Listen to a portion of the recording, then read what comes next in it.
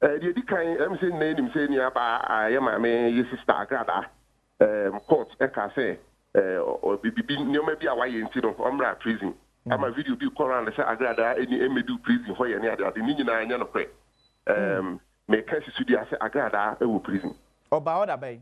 Yeah, the Naba, and Nano Memeda, you came. And I said, Agradaa by. What a factory free and Nano Yawada.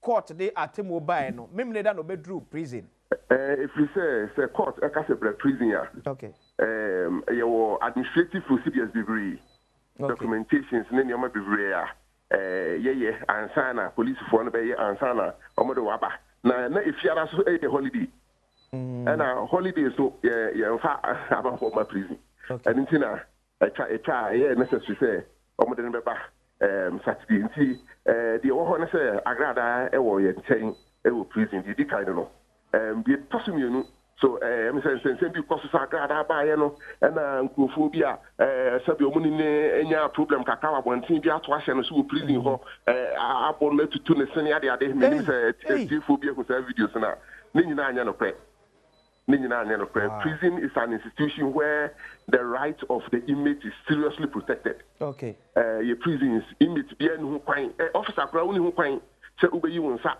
e dey about inmate and now debi na ya ka say inmate e wo ho kwan say obitimi ato ahye ne yonko inmate so ene no e san bibi ya why say ya ka say na Agradaa mu prison mu dean no wo.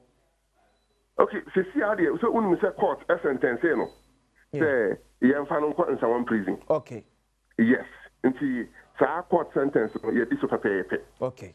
Yes, now so about some prison we are. Your friend is saying prison officers, so yes, here will be a friend assessment. Okay. Assessment and say oba you be share ni super moon ni moon ni manioma be pray fa ho. Ni ya hwese some prison was no. E be ya ma no. Ana we see etimi se fa bre ma no. Kakra. Okay. Depending on nhwehwemu a yɛbɛyɛ afa no ho no nea yɛbi hu no ɛna yɛgye bi gyina so ɛde take those decisions.